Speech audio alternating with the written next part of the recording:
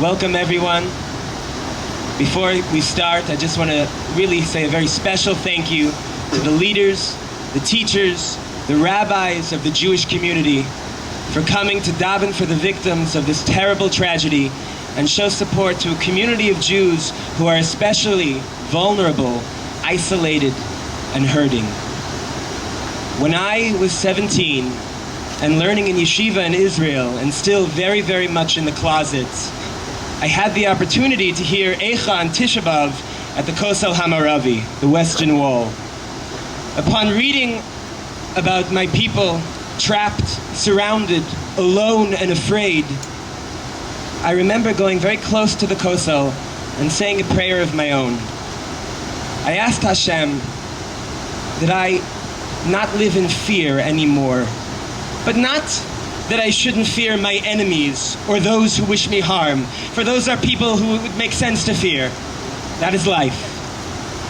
I asked Hashem that I should not fear my own people, my own family, my own Rabbi, my own shul, and my own friends.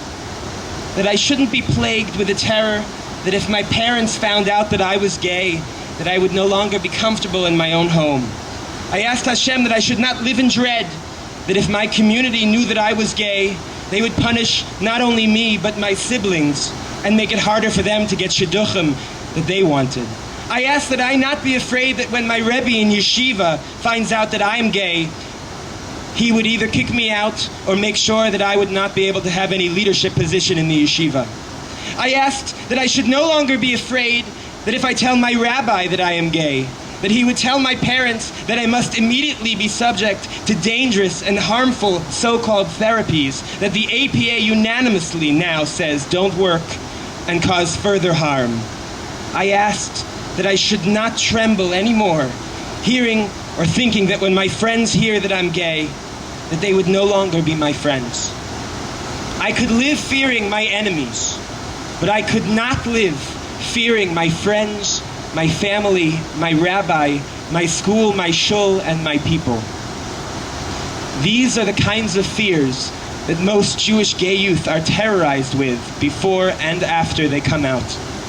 This is why gay Jewish youth support groups are so important and special, because they take people who are at their most vulnerable, at their most fearful, and they try to give them strength. And it was this last vestige of hope that was the target of the attack last Motzei Shabbos, well, two Motzei Shabbos ago, 2 Saturday nights ago, when a gunman walked in and opened fire on a group of Jewish youth, killing what we think is 2 and injuring 10 kids and volunteers. It's true. There's still a lot that we don't know about the nature of the killings. But while we are gathered here comforting and praying for our people, we must concentrate on what we do know. Jewish children were targeted, shot, and murdered. Some of them were still in the closet at the time, and their parents first found out that they were gay when told that their kids were in the hospital. It's hard to hear, but it's the truth, that some parents of these kids refuse to visit their children at the hospitals, fearing associating themselves with something gay is just too much for their family to handle. Now, most Jews that I invited to this event didn't even know that this tragedy took place. I ask why? Why? Is it because associating with something gay, talking about something gay, sympathizing with something gay associates you somehow with being gay? Well, I got news for you, that if that's true, then you're all associated with something gay right now. But the truth is that everyone, every Jew, is associated with something gay.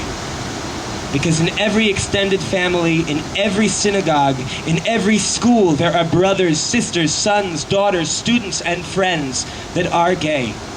We are part of your community, and we are targeted, and right now we are very afraid.